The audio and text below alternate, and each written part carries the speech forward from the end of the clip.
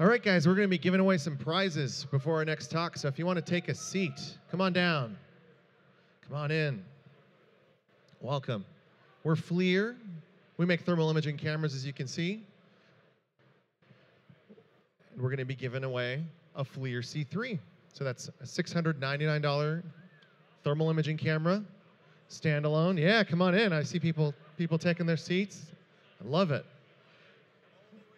The only way to win is to be seated. So how about that? I see some open seats there. I see a bunch of open seats right up front. Awesome, I love this. So coming on stage to talk a little bit about how he uses thermal imaging cameras is Mr. Jake Roper. Jake, can I have you come on stage? Thank you, Vache. You did it! Hey, look at that. Hi, everybody. How you doing? Oh, hey, hi.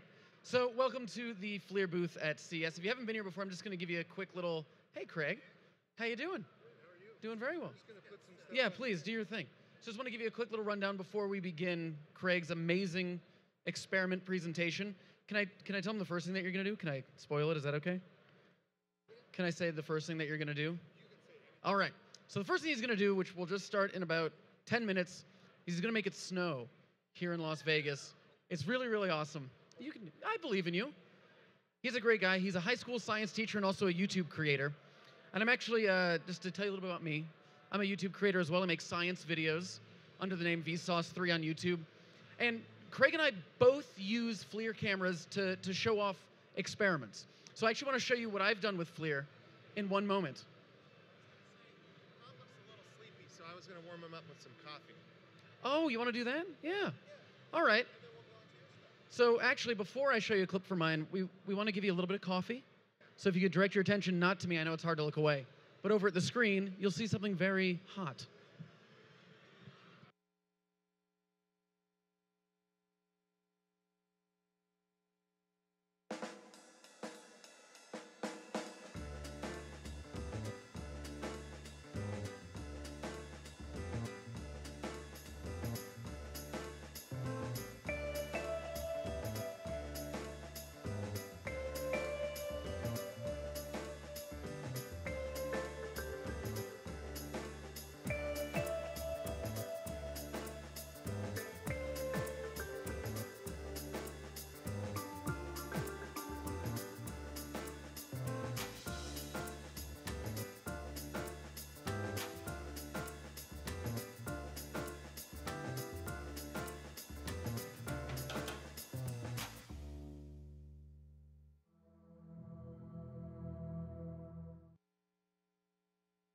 All right, so back to me. What do I do? Yes, YouTube videos. So I'm going to show you a clip from a video that I made.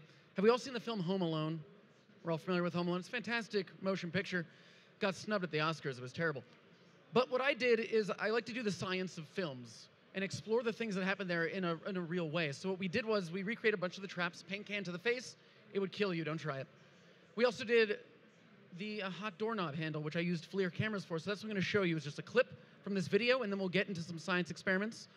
Enjoy.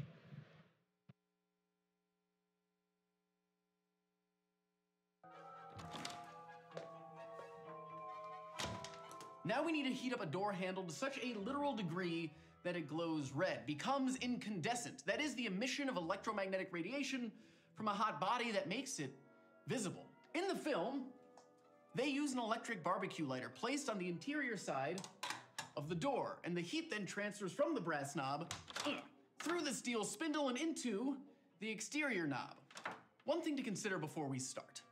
The object that is holding the hot door handle. The door is metal, but the interior of it is wood and foam. So if I had to hypothesize what happened, if we heat the knob close to 1,000 degrees Fahrenheit, the temperature at which it will glow, then the metal door will start to warp, and the foam and wood inside will combust into flame, which wouldn't be good. But there's only one way to know for sure.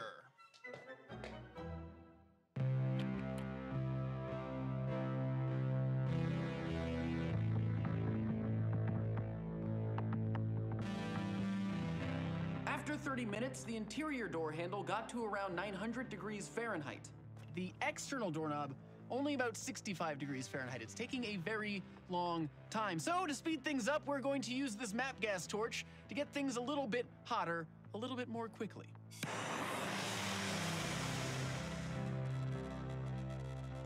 The exterior doorknob only got to about 115 degrees Fahrenheit, which still wouldn't be that pleasant to touch, but wouldn't do that much damage. The interior doorknob, however, we got up to a total temperature of 1400 degrees Fahrenheit, which is incredibly hot. To test how badly it would burn, instead of using a hand, we used pork belly, which has similar skin thickness, and held it on the door handle for 3 seconds like in the film. And the burn results were pretty similar to the movie and pretty severe. But more importantly, what did happen, which I thought would, is that the interior of the door lit on fire. The wood, the foam burned, the metal right here warped. We actually could see some fire coming out of the doorknob. Over hours, you could probably get the exterior doorknob to heat up, probably not hot enough to actually glow, to be incandescent. But the interior doorknob definitely would get there over a long enough period of time. Let's move on. And it should be noted that with this going for hours, the door would most likely totally light on fire, which kind of defeats the entire purpose, because then the villains could just walk right in. So, you know. That's how I use FLIR cameras to make my content. And Craig, again, he's a high school science teacher, a YouTube creator. I don't do science live, I do it on video. He does it live, so we're gonna do some really cool experiments with him. But just as a reminder, as Vache said earlier, we're giving away a FLIR C3 and also 2 other devices when we're gonna be doing a giveaway at the end of this. Actually, where's Richard? Do you have the other guy on you? No?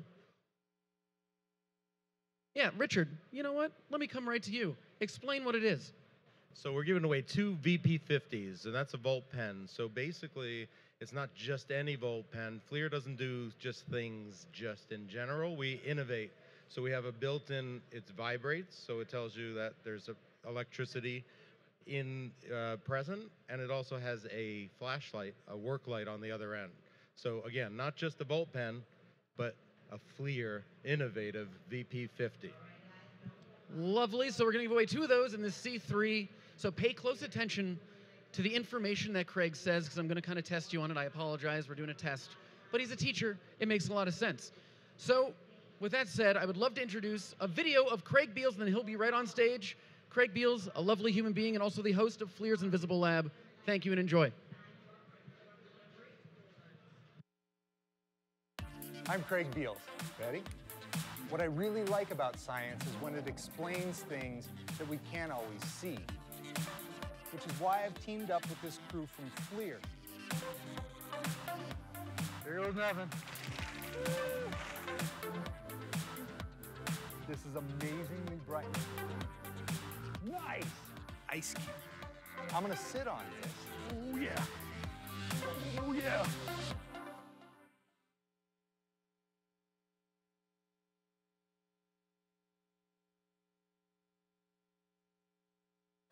Good after.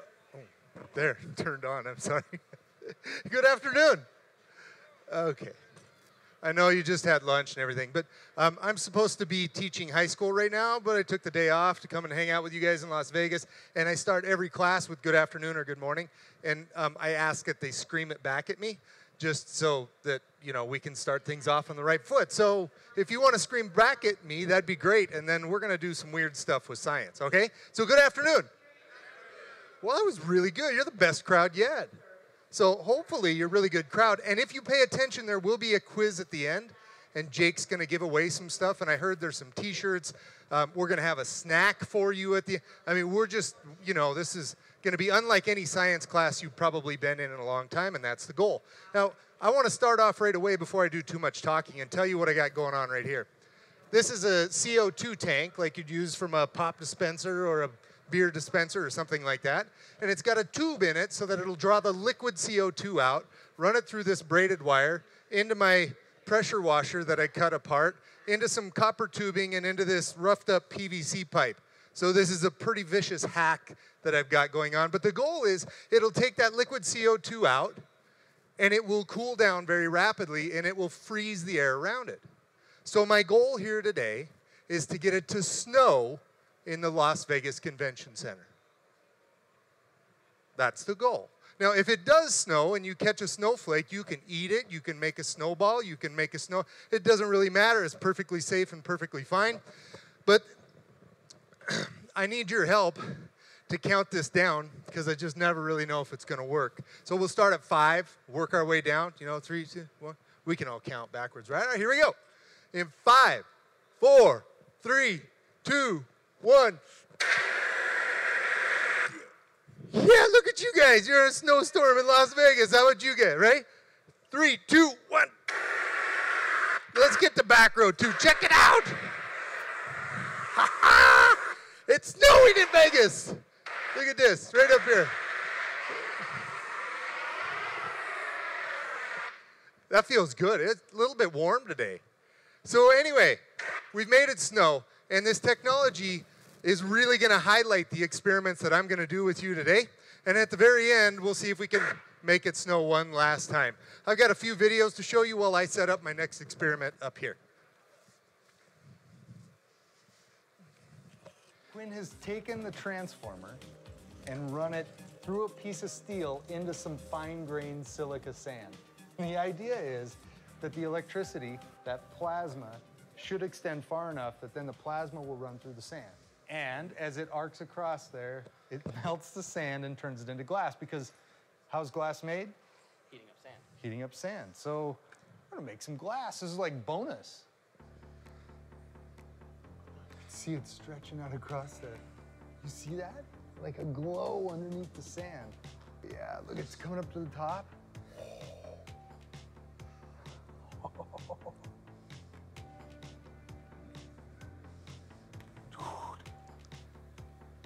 Look it, look it, look it, look it, look it.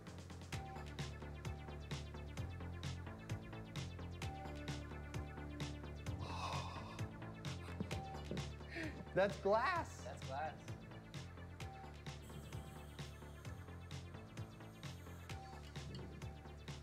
Glass. I'm gonna break it. Ready? Look at that. Look at that, right in the middle. See that? Nice work. Nice. Cool. So if you're unfamiliar with FLIR technology, what it does, it sees heat and cold. It sees infrared radiation or thermal energy. So I think that showcased it really well. Now, the young man in there was one of my former students who is off at school to be an electrical engineer. And whenever I have to deal with electricity and high voltage, I call him up and he drives 3 hours back to Billings, Montana, where I am, and helps me out because he's way smarter than I am. But that's one of the cool things I get to do is involve my students with science, and especially with this thermal technology. Now, one of the things I get to do with my high school students is take them to elementary schools to do science magic shows for little kids. So I've brought a little bit of the magic with you that we do with the little kids. Now, this is that game. It's a game where remember, like somebody put a ball under a cup and then moved the cups around really fast, and you had to try to keep track of the ball, and you set down your dollar bills, and they steal your money, right? Well, we're going to play that, but we're not going to use money, and I'm going to use water. So I'm going to have to ask the thermal camera to be shut off because what I'm going to do, we're going to look at, is this science or is it magic? And because I'm a science teacher, I think you can see where we're headed with this whole thing. But I'm going to use hot water. I wouldn't have to, but this thermal technology is going to show you my secrets in just a moment. So I've got water here. I'm going to fill it up. It is real water, and like any good magician, I would not lie to you. So I'll taste it to show you that it's real water. Yeah, you can believe me or not, but I'm going to put it in a cup, okay? And then I'm going to move them around so fast that it'll look slow. Because actually I've been told I'm terrible at this part, but I'll try my best. Here we go. You ready? It's in that one. Here we go. This is where I need like a soundtrack. I was like, but I couldn't afford the soundtrack, so we're just up here. Here we go. Okay. Okay. Again, I'm terrible at this because I never made it as a magician, so I had to get a teaching job at a public school, which paid more than my magician job did. But let's see if with a show of hands, how many of you would put your money that it's in this cup? Not a single person. Okay, nobody's even like playing along. Okay, how about this cup? You want? I get one? Thank you. So I won. How many this cup? Oh, thank you. So the people at home, because there's millions of people at home watching right now, or at least my mom is. I know that much. Everybody raise their hand because they know I'm terrible at this, and so the water is definitely going to be, oh, but wait. But wait. You guys were pretty confident that the water was in here, except for one of you, right? Because in science, it's all about observations and making observations. And sometimes,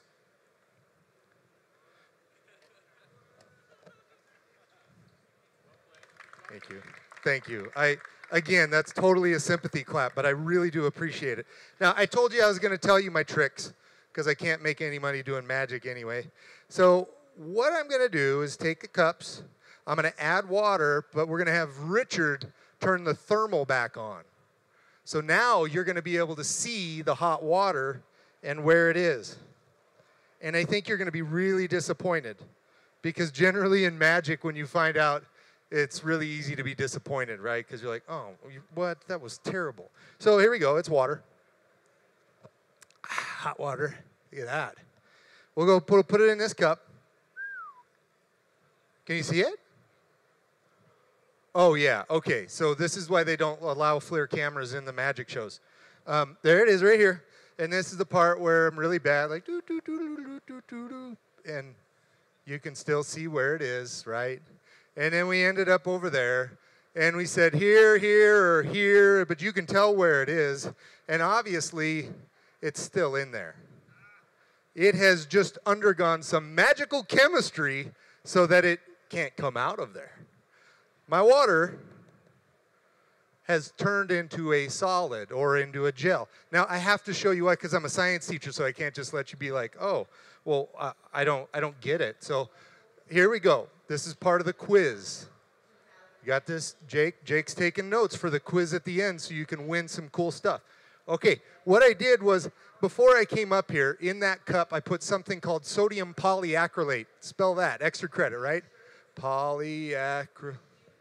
Close enough. I put a tablespoon of that in the bottom of the cup. And then, let me show you what happened when the water hit the sodium polyacrylate. Now, believe it or not, this is something you can do at home. Well, most people can. Because looky there, it just turned into a gel. It's stuck in the bottom. And sodium polyacrylate is actually really common, because that's what's in this, the diaper. So it's got cotton, and then it's got that sodium polyacrylate powder in there, and when the potty goes in, it turns into a gel, and then so there you go.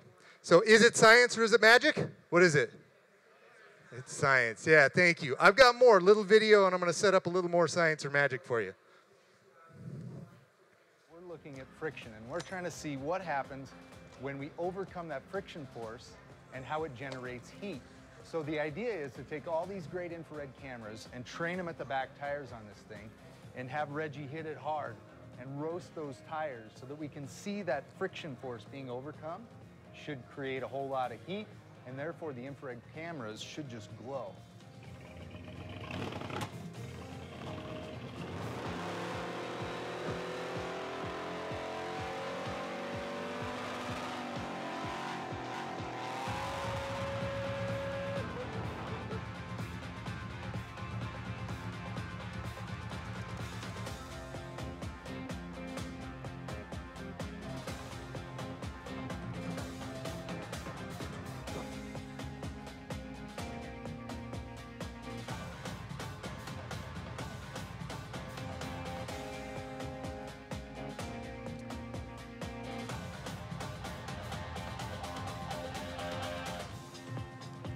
This is how you overcome friction.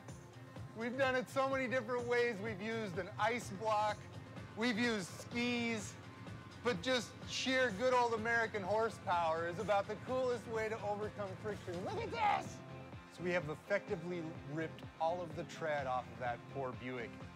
But this is the fastest thermal imaging camera in the world.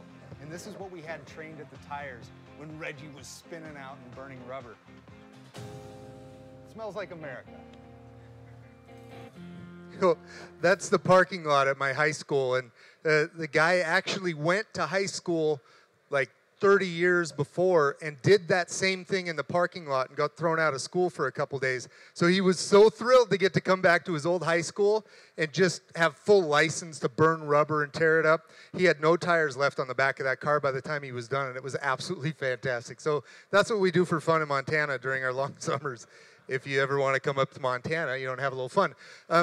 But speaking of it, while you guys were watching that, I found this genie bottle, which I'm hoping is a genie bottle. And according to the legend, because I remember the show, the I Dream of Genie, right? Where the the astronaut found the bottle, he takes the lid off, rubs it, she comes out and grants him his wishes. So since we're in Vegas, it'd be really good to have our wishes granted. So let's find out. I mentioned I'm also a terrible storyteller as well, but you'll see the point of the whole thing here in just a second. So legend says I take the cork off and I rub the outside of the bottle and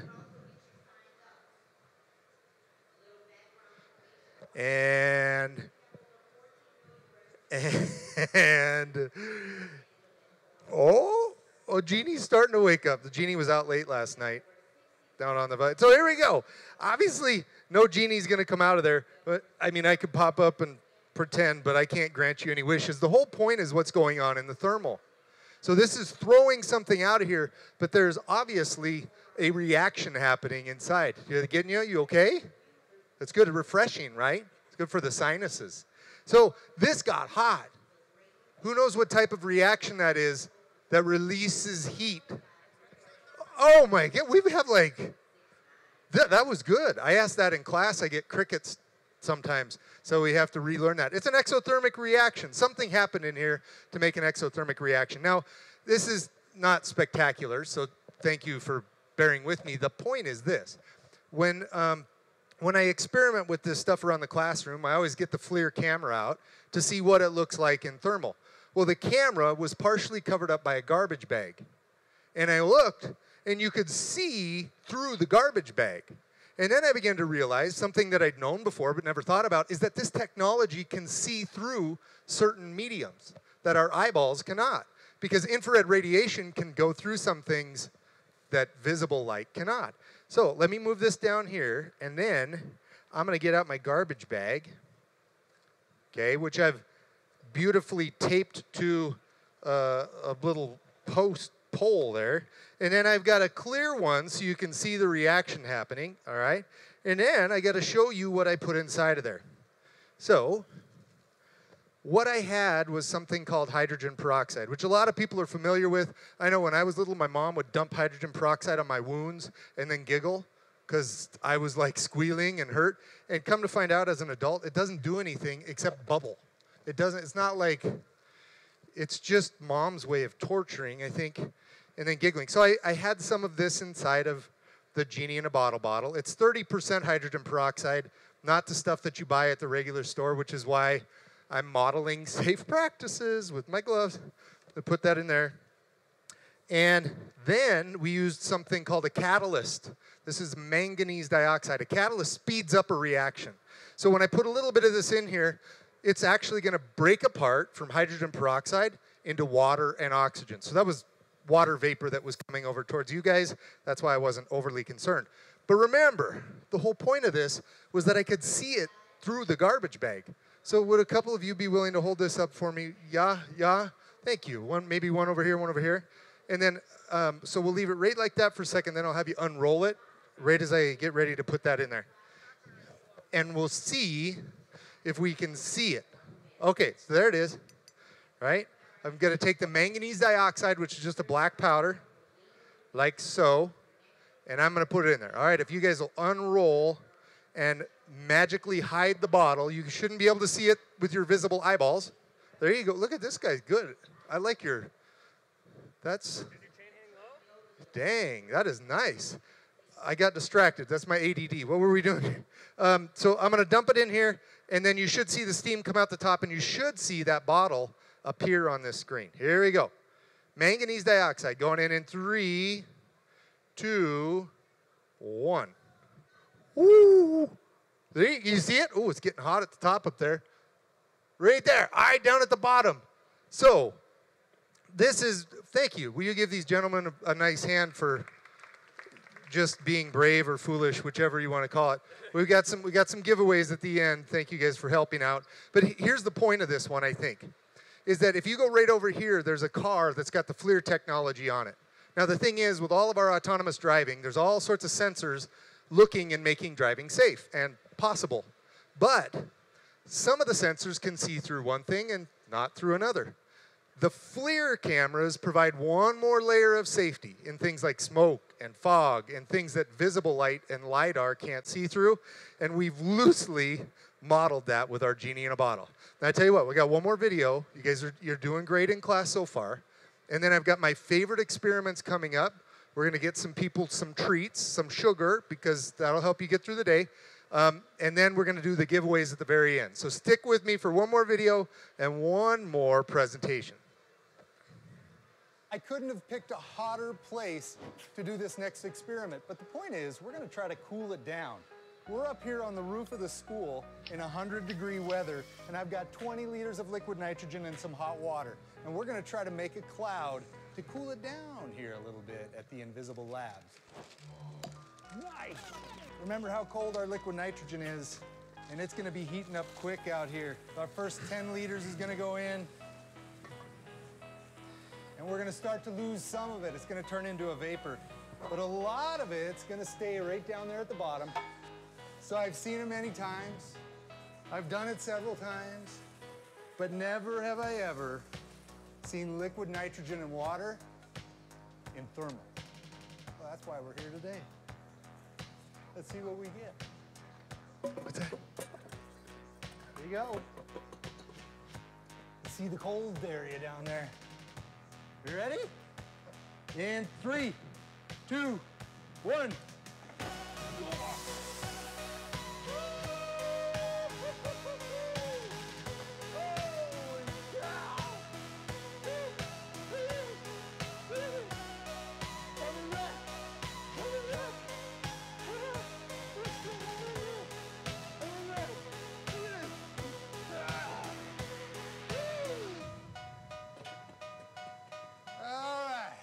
We just went from 100 degrees down to, I don't know, freezing cold because the top of my head felt like ice crystals were forming.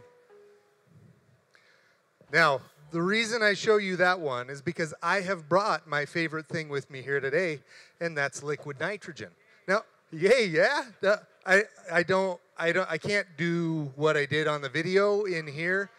I think you understand why. So we're going to do just a few other things with the liquid nitrogen that are almost as spectacular. Now, liquid nitrogen is negative 321 degrees-ish Fahrenheit, which is about a negative 190 Celsius. So it's cold, and it's a liquid, but it's going to turn into a gas. It's going to boil because it's nice and warm out here in the Las Vegas Convention Center. So I'm going to put a little bit in this bottle and tell you a story. Before I was a high school science teacher, I was a dragon trainer. Again, I'm still really bad at telling stories just like I was 5 minutes ago. But that's what I like to tell my students. Right about then, I get eye rolls, you know, oh, what? But I'm sticking with the story. So I was a dragon trainer, right? And dragon, they breathe fire out of their faces. Now that's hot because it's fire. So how do you keep them cooled down so your dragons don't overheat? Well, you give them dragon cereal every morning. Dragon cereal is liquid nitrogen with everybody's favorite cereal. Yeah, silly rabbit. Tricks are for dragons. Hold on, I gotta get this open. So, we gotta add some tricks to the liquid nitrogen, and what they're gonna do is they are porous. So they're gonna soak up some of the liquid, and they're gonna cool down to negative 320 through negative 321 degrees Fahrenheit. They're gonna get cold. The idea is that as they cool down and soak up some of that liquid, that we should be able to cool down our dragons. I need 2 volunteer dragons. 1, 2. Come on down right here. Okay. Now, here's the thing. I've brought enough liquid nitrogen and enough tricks that any of you that want to try this at the end, you can try it. So I'm going to go over the ground rules right now. Okay, here are the rules. We're going to taste the the dragon cereal. We're going to taste the dragon cereal, And you're going to chew it up very quickly because if you don't, it'll stick to your tongue. Not the end of the world. They'll just shave a little bit of your tongue off. You'll be totally fine, okay? The other rule is, no, really, just chew them up. Oh, come on back. The other rule is it's going to turn to a gas in your mouth because your mouth is warm. So when it does, you just let the gas escape wherever it's going to escape. If you swallow, it'll be okay for a little bit, but that gas in your belly only has 2 places to go. 2. One this way. The other, I don't need to explain to you people, right? Because you're all educated, and it's going to come out the other end. So we're going to let these 2 brave souls, I'll just put a little bit in my hand, and then you can take it out, and then you can just, I'll dump it in your hand, and then you go gobble, gobble. Show the crowd what you got. Oh, my gosh, that's not safe. That's what I love about it. Are you ready? Turn that way and show them. There you go. I'm going to take a big spoonful. Ready? A little dragon cereal. Oh, guys. What do you think? Is it good? They want more. See, look at this. I should be selling this. Boy, I could really supplement. Maybe I could afford to be a dragon trainer if I was selling. So it's turning into a vapor in your mouth. It's condensing the hot air in your breath. And it's super fruity and wonderful and sugary at the same time. So thank you, guys, for being brave. We'll find you some gifts at the end. And everybody's going to get to try, but I really want to let it sit here and soak up. And then at the end, you'll have a chance to come up, which means I want to do one more thing with the liquid nitrogen, because I always like to start with a bang, which wasn't entirely a bang. It was more of a snowstorm, right? And if I got any left in here, oh, oops. We all right? I'm okay. If we got anything left in here, you'll be able to see it. For those of you that just showed up, we made it snow about 20 minutes ago. If we have any left, it's going to snow again. Here we go. Oh! The front row's not so sure. Well, okay, that was fun the first time. Now they're kind of over it, so I won't overdo it. We're going to put liquid nitrogen in this bottle. I'm not going to cap the bottle off because it would build up too much pressure. Instead, I'm going to put a balloon over the top of the bottle. So I put it in here to start. All right. Then I'm going to move this down. I'm going to put my safety gloves back on. I'm going to pour it into this 20-ounce bottle, like so. Okay. You guys are doing good. Class is almost over. I appreciate you being brave and sticking with me here. Then I'm going to take a balloon and put it over the top. Ready?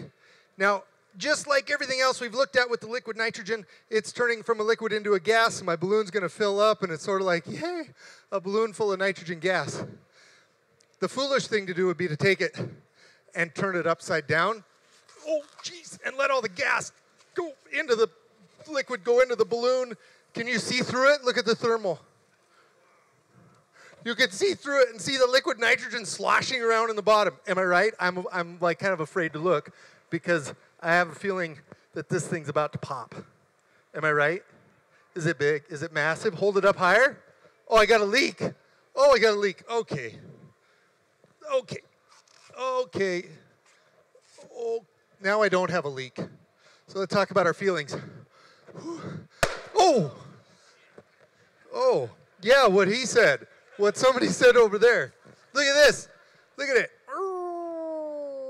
As the latex is starting to form back. Now, I promised you Dragon cereal. You guys have been really, really great in class.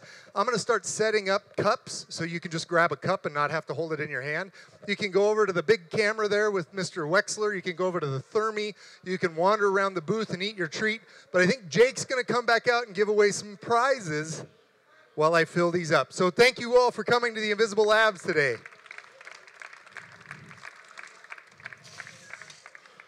That was awesome, Craig. Thanks, Jake. You're a great science teacher. I wish you were mine. So as Greg said, as he's getting this ready for you guys, I have 3 questions for you. I'm going to ask you, the way we're going to do it is I'm going to ask a question, raise your hand. Whoever I see raises their hand first, I'll call on you. If you get it right, you'll win one of the prizes. Again, we have a C3 and then 2 VP50s. Or NP, whatever they're called. I don't know. Anyway, here we go. So we'll start with the little guys, if I can get it out of my pocket. There we go. All right. So for one of the VP50s, here's one question for you.